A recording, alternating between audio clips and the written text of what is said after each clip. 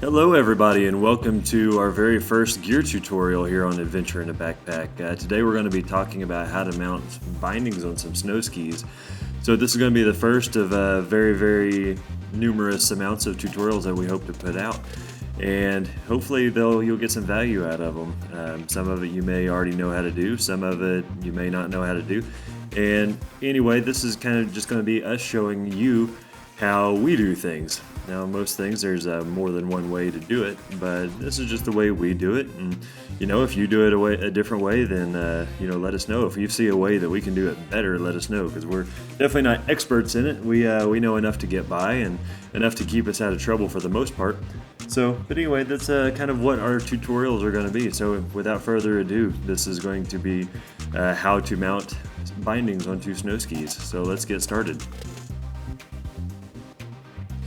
The first thing you're going to want to do is get all your equipment together. You're going to want to get some wood glue, a hammer, some assorted screwdrivers, your skis, some clamps, a screw gun, scissors, tape measure, binding mounting templates, and your bindings. Go ahead and grab your binding templates, and you're going to want to cut out around all of the outside edges.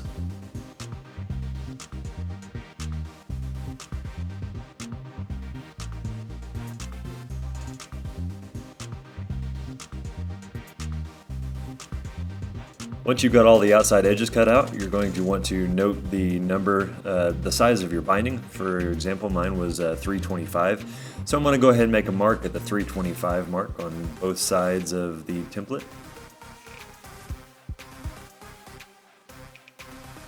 Once I've made that mark on both sides of the template, I'm going to go ahead and cut all the way across at the 325 mark.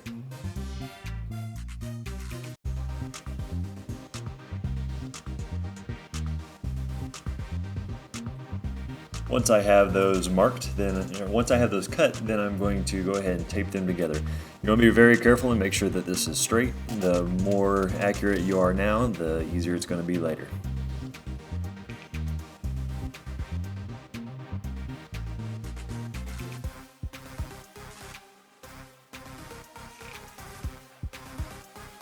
Now it's time to mount this template onto the ski.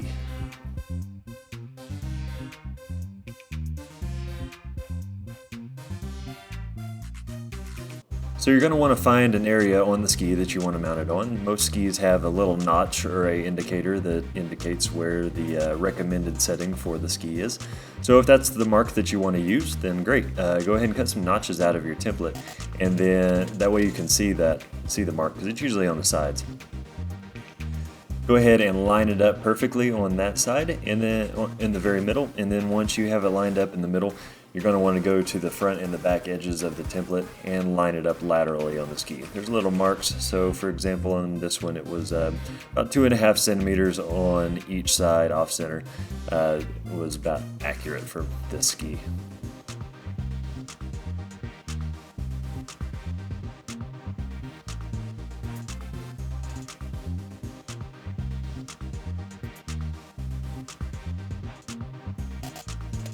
Now that you've got your template fastened down, you're going to want to take your punch or your Phillips head screwdriver, and you're going to want to make a few firm taps on the top sheet of your ski right in the very middle of the X's on your template.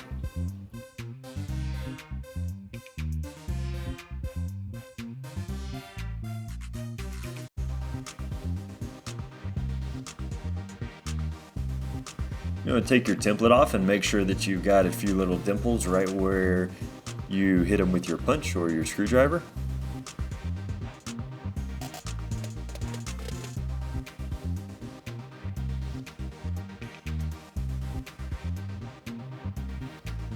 Now it's time to see how deep you need to drill these holes for your skis.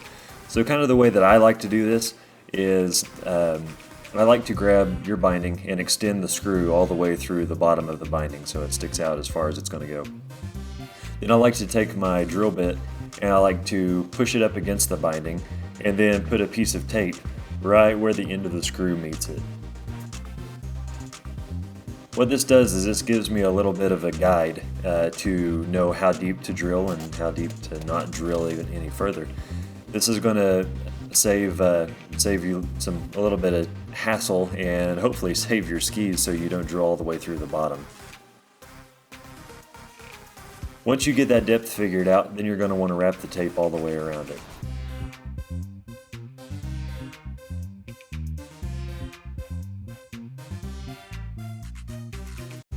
Double checking your work here is very important.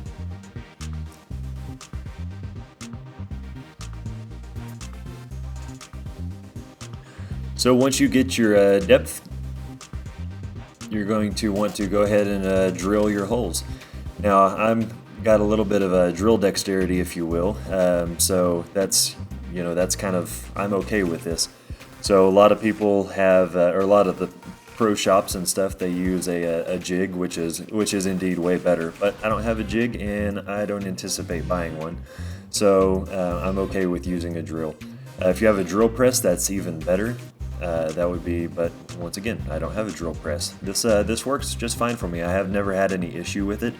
You just have to go slow, take your time, be super careful, keep the shavings blown away, dust the shavings away, and that way you can see where your depth is by that tape. Now that you got all your holes drilled, you want to flip it over and make sure that you didn't drill through the bottom. If you did, that's a problem for another day. That's not going to be covered in this tutorial. So you want to get your binding, and you're going to want to have all the screws sticking out just a little bit. 1/8 of an inch is fine, and that's just going to kind of give you a little bit of a guide to where they're going to fit into the ski.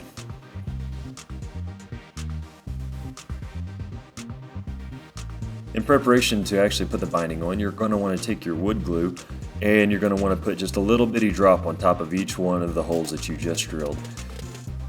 This is going to semi-waterproof the holes that you drilled, and it's also going to lubricate the screw as it goes into the ski.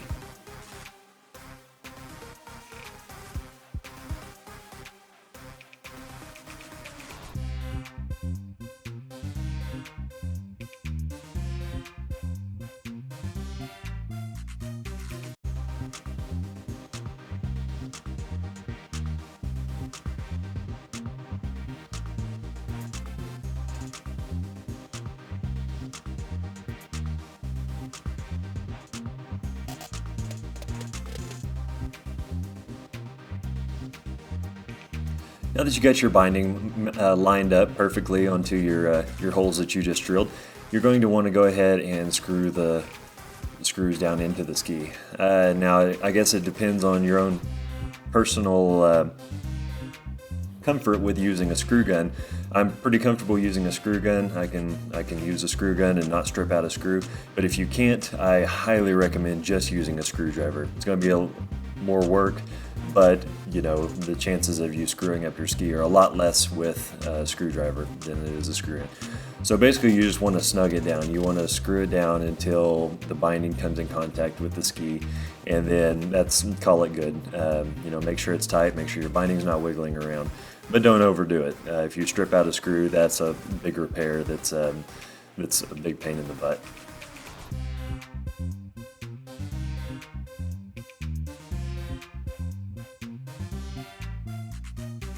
You're going to repeat the exact same steps on the back side. If you have a big rubber band handy to pull the brake for your heel piece back out of the way, that's going to help you out a lot. And then follow the exact same steps as you did for the back that you did for the front.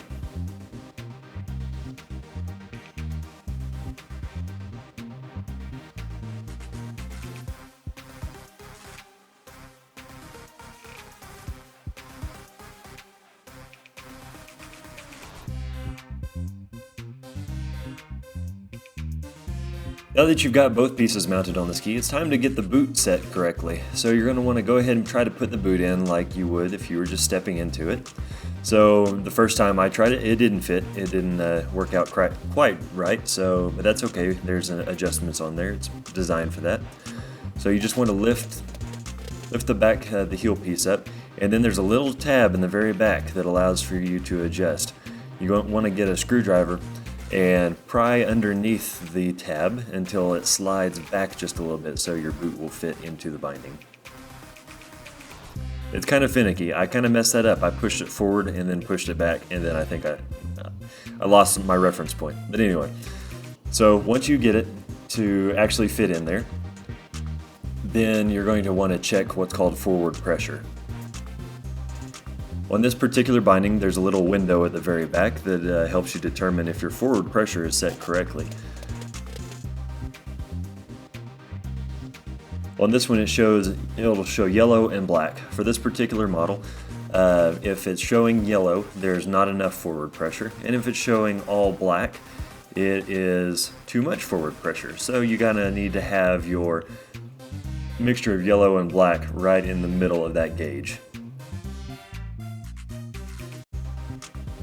Since it's showing all yellow, that means I need to scoot the back binding forward a little bit.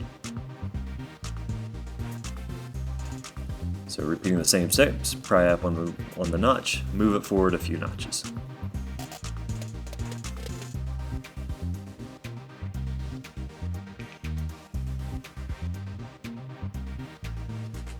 Okay, now I've adjusted it enough and I'll get the glare off of this screen. So now you can see that the window that I've mentioned in the back has got a little bit of black and a little bit of yellow in it, so it's pretty much right in the middle, so that's perfect. So now that that's set, we'll leave it how it is.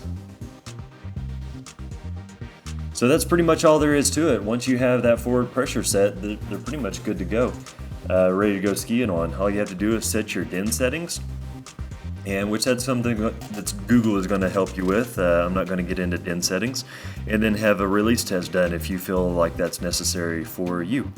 But yeah, that's pretty much all there is to mounting a binding on a ski. Just, last tip is take your time. So if this has helped you out at all, we're going to be putting out lots of tutorials like this in the future, and I really hope that you guys would like to subscribe to our email list at adventureinAbackpack.com. It would mean a lot to us, and hopefully we'll be able to bring you some value. Thanks, guys.